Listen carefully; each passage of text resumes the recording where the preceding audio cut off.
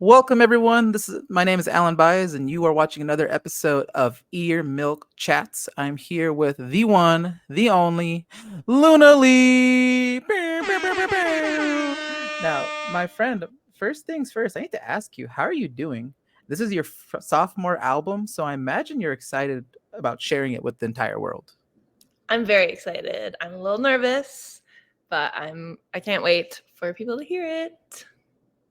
No, I know the fans have been waiting for it.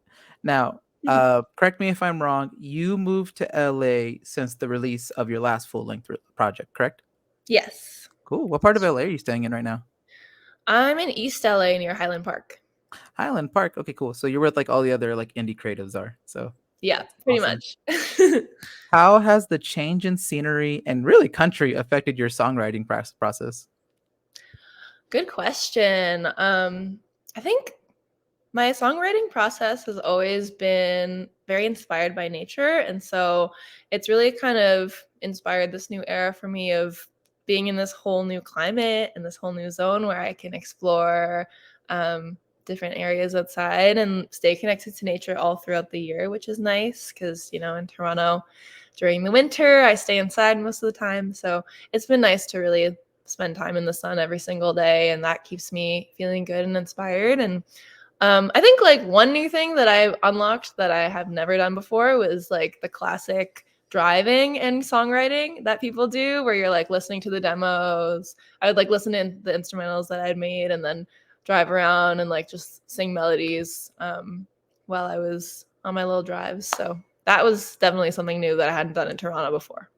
That's the bravest thing anyone's ever told me during any of these interviews. I, as a Southern California native, I hate driving in LA so much. No one knows how to use their blinkers. No one knows how to merge properly. So It's scary. the fact that you're like listening to this intense, in-depth like melodies, and you're still like, I'm imagining like a pencil and paper you're just pulling out just to, just to take notes while Not in the car, driving. not in the car. It's just in my Okay. head. Okay, Just cool. Awesome, awesome. Yeah, you're not gonna have any snow, so I'm glad you've already accepted. I'm glad you're okay with that. Now, one question I want to ask you. Earlier this year, you produced your first song for another artist, Make You Mine by Evie. Yes. Yeah, now how did this collaboration come to be, and what was it like producing for someone other than yourself? Okay, I love this question because I haven't talked about this yet in any interviews. So that's fun. But Evie is part of my touring team. She came on the Japanese breakfast tour with us, which was the very first tour. And I sort of knew her just through friends in Toronto, but she messaged me and she was like, I've never been on tour before. I would love to come with you. Like, I'll come for free. I'll just hop in the van with you guys and I'll like take photos. And so she was our photographer for that tour. And basically, once we had her, I was like, we can't tour without her. She was so helpful on every front. And then ever since, she's been touring nonstop. She's been tour managing, going on all these different tours with different bands, and also alongside that, started up her artist project for the first time and was writing music for the first time and yeah, was working with a few of our friends on some stuff. And I was home for the holidays this last December and she asked me if I wanted to do it. And I thought it was a fun challenge and also nice to sort of work with a very close friend for the first time doing that kind of thing. And she was very easy to work with too. The song was beautiful. She's great. And I had all these arrangement ideas that I was really excited about that she was super on board for. And she was very flexible and just kind of let me do my thing, which was awesome. No, it's beautiful. Thank you for sharing that with me. You mentioned something about an artist program. Artist project. Oh, Just her like artist name, like releasing music as Evie, just what she had never done before. for sure. So just kind of helping your friend like craft their like identity and just like really take off with their musical project. Cool, Mm-hmm. cool. You have some other friends I want to ask you about. Well, I'm going to save that for later on. Okay. Something that I'm sure everyone's asked you like to death by now, but I just need to ask you, what motivated you to pick up the flute? Oh, the flute. Actually, people haven't asked me that so much yet because I just started learning it about 5 months ago. But I had an amazing player, Jesse McGinty, come in and play flute and other woodwinds all over this record. And after having him in the studio, I was like, you know what? I want to give my shot at this. I want to try it out and I want to be able to play some of these parts when we tour. And so I was just really excited about it and picked up a flute and tried to practice every day. And here we are. Beautiful. I know you started posting on TikTok. You've been very like upfront with like your training process with it. Now, when you're practicing, do you prefer to have like a not professional song, but like do you prefer to have like a comment or like a more flute heavy song that's like something from like the 70s or something that to practice to, or do you prefer just kind of going with like a melody? Well, I don't know. I don't know if I'm practicing in the best way possible. Not gonna lie, but I do a little bit of scales once in a while. But something I discovered, which is really fun and silly, is this YouTube channel called Flutorials. And the visuals are like kind of like Guitar Hero, where the notes are kind of coming at you like this. And I've just been doing flutorials and playing different pop songs and movie music and other pieces that are just fun to play, and it gives you the notes and the fingerings. That's so funny. Flutorial. It's really You've funny. heard it here live and direct. Shout out Flutorials if you are learning to play the Flutorials. flute. Flutorials, Yeah, make ever a since tutorial of a Luna Lee song, please. oh my gosh. Seeing how that now that like Andre 3000 has like kind of been the one to come out of the woodworks just to like play his flute everywhere. I need every musically talented person just to take out a flute and to start practicing everywhere. So hopefully you're the next key part of the revolution. I hope so too. Now, speaking of flute music, something I want to ask you: do you feel a sense of pride or warmth knowing how much people love studying to your music? I do love that. I think it's very sweet. And, I've played a lot of college shows over the last couple of years, and a lot of the students will come up to me and say, like, your music got me through my finals. Like I had it on the whole time. And it's just nice to know that people are listening and it's helping them through tougher times. Now, Yeah. something I love noticing about artists, especially when I see a lot of video, like when they're a lot more open on like social media or if I see them live, is their selection of tattoos. And you have very interesting set of tattoos. If you don't mind sharing, what's your favorite tattoo and what does it mean to you?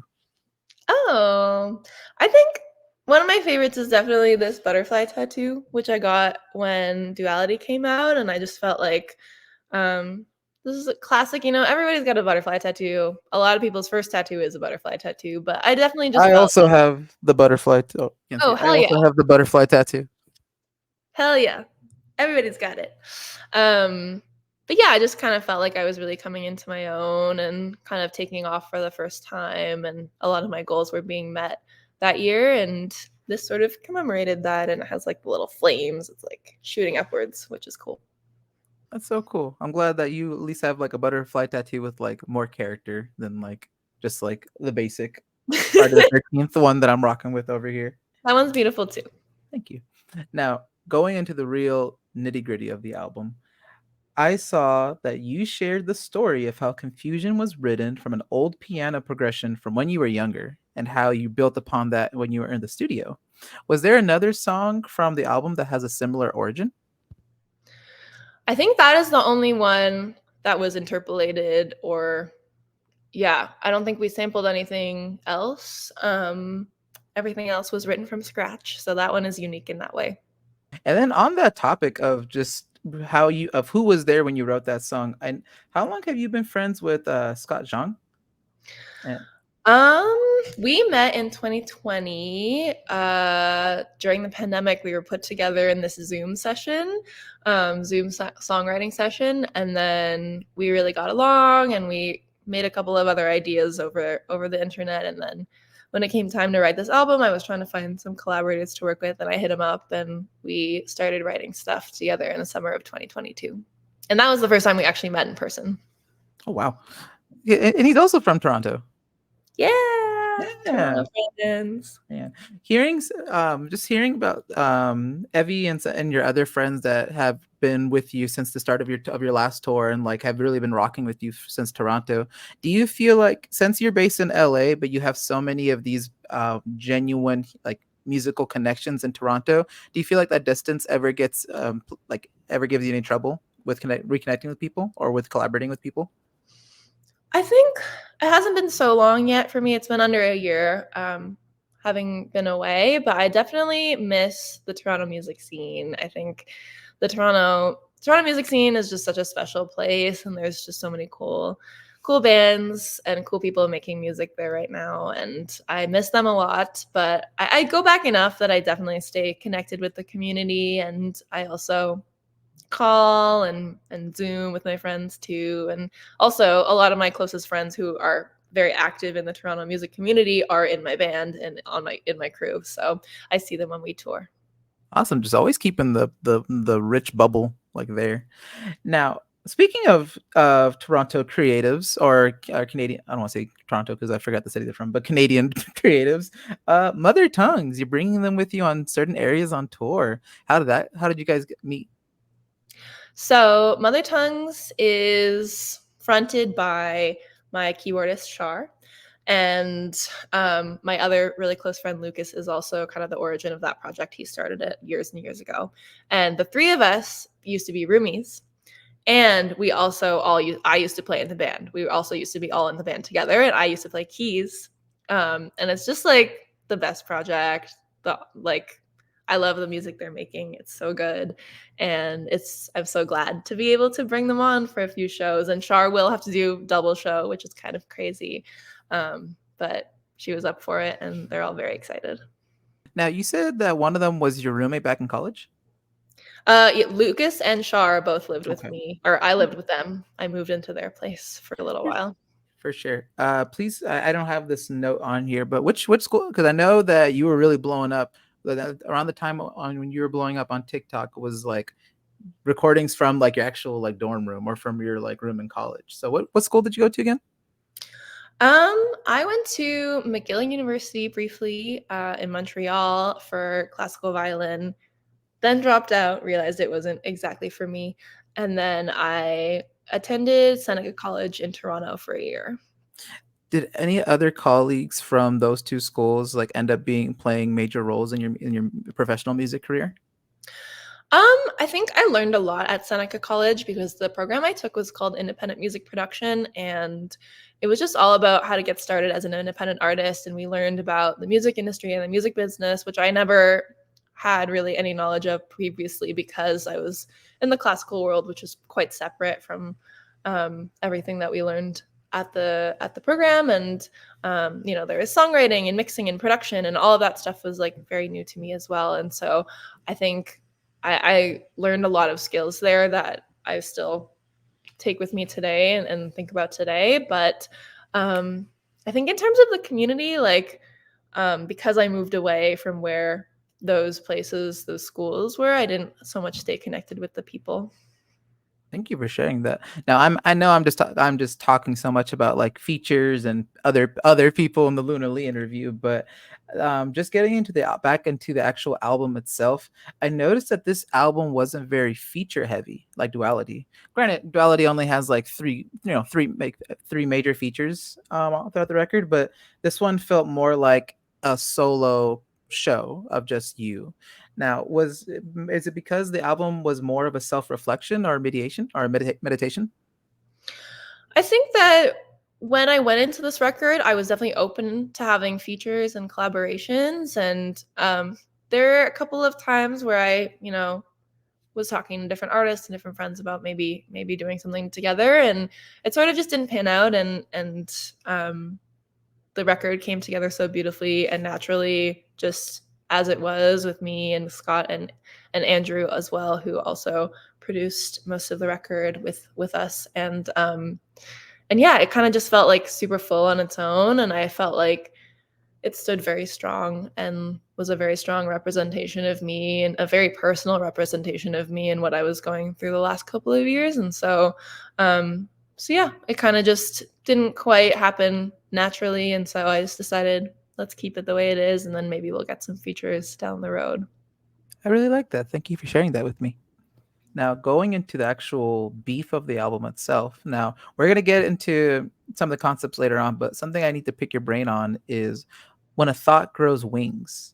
A title so nuanced yet open-ended for such a folky, somewhat mysterious album. Where did the name come from? The name actually comes from a lyric in the song Bon Voyage.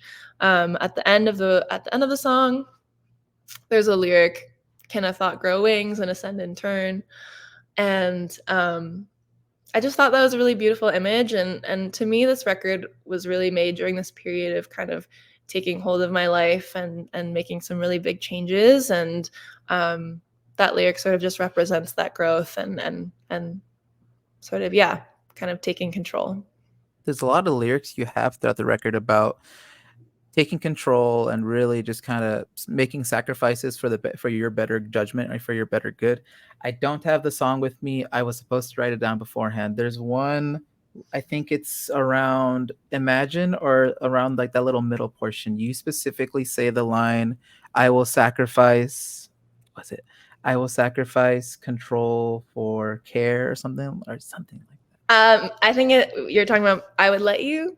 There's a line, "I would exchange care for respect." There it is. That's that. Um, yeah, there's a few lines about exchange in that one, but that one was really a reflection on my values in a relationship and what I can sacrifice and what I can't sacrifice in a relationship, and what compromises I can and can't make. And so that was kind of a big reflection on all of that for me. Now, you're using the oak tree concept right off the bat, especially like I think it's track 2 in Fantasy. Tell me what got you infatuated with Overstory and how it inspired the motifs of the album. Good question. So yes, I was reading the novel The Overstory by Richard Powers at the time, and just this really beautiful work, like a beautiful story about human connection, and also about activism and preserving forests and old growth. And there's just some really beautiful passages in that book, just kind of describing the magic of trees and how amazing they are. And so that really, really inspired me. And then I found out that there, like, certain types of oak trees kind of like shed their leaves all year round, and they don't do like the big kind of one time a year everything falls. And so I sort of chose the oak tree as this symbol of something that is consistent, a constant in my life, something that's always there. And yeah, so that comes up in fantasy. I think it also comes up in That's Life. And then yeah, also just as part of the imagery as well, with like me having the axe ready to cut down everything that's comfortable and familiar, and start fresh. Beautiful. I was reading that the biography about how that's what the axe and you in the forest represents, and I think it's really interesting because you've always had this like woodland fairy vibe and concept around your music, the imagery and a lot of your music, and it's really interesting seeing that concept kind of transform into like I'm a fairy in the woods. I'm just graceful little being to I'm cutting down these trees around me and I am actually the tree itself. Now, with when it comes to you and the album cover cutting down the comfort around you, what was the most like difficult part learning that lesson? I think change is just hard, but inevitable. And I think, like, the hardest kind of sacrifice that I think I've had to make in the last couple of years was definitely just moving away from my family and being so far away from them. I mean, it's a 5-hour flight. I go back every couple of months, but I used to live down the street from my parents, and have always been really close to them. And so that was definitely the hardest thing, that was like a big part of a big change in my life recently. Yeah, it's not easy to literally move countries. So shout outs to you. It's very difficult to do. Really want to ask you, what was the most difficult song to write on the project? Ooh, that's a good question. I'm trying to think the track list right now. I think Bon Voyage like really grew, and there was definitely parts where it felt challenging. Um, and it took a long time to me to really like realize the vision. Um, or for the the song to even like come to me and present itself to me and unfold the way it did. So that was one that was a little challenging. And then That's Life, I think was probably the most challenging lyrically because I did so many rewrites of it and I wasn't quite happy with how it was sitting. And I have like probably 4 different versions that are kind of completely different. And I drove myself a little crazy writing that one, but I'm happy where it landed. No, it happens. Thank you. And Bon Voyage, I think, is like the perfect conceptual send off for the record. So great job. Thank you. Now, I'm proud of that one. all throughout this record, there's just so many lines and just concepts talking about this idea of growth, idea of just kind of like shedding your skin and just losing what's comfortable to you for something different. And there's one specific phrase that just stood out to me on the song. I don't want to try pronouncing it, but it's a song after Imagine. Enagami. Enagami, I do it. And that phrase was harmonic bliss. So I wanted to ask you for this final question. What is harmonic bliss to you? And what do you hope people get from this project or from this listening experience? Hmm. I think harmonic bliss to me is finding pieces of music that you really fall in love with, where like the harmony is perfect, and then the harmony like of the whole song itself, like the way everything comes together. So that really is a line about loving music and being really passionate about music, um, and hoping to find that for myself in my writing as well.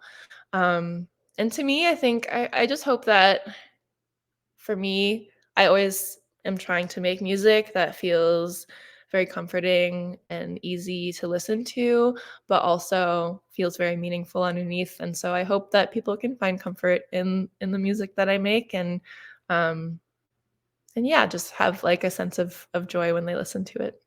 Beautiful response, and I really hope that people can feel the same joy that I can tell you had while crafting this album, and I think it's Thank all you. gonna transfer. Well, literally, thank you so much for joining us today. Thank you for joining me today, and for everyone watching at home, don't forget to catch Luna Lee on her upcoming tour with support from Mother Tongues in an area near you. And that is it. Have a good day.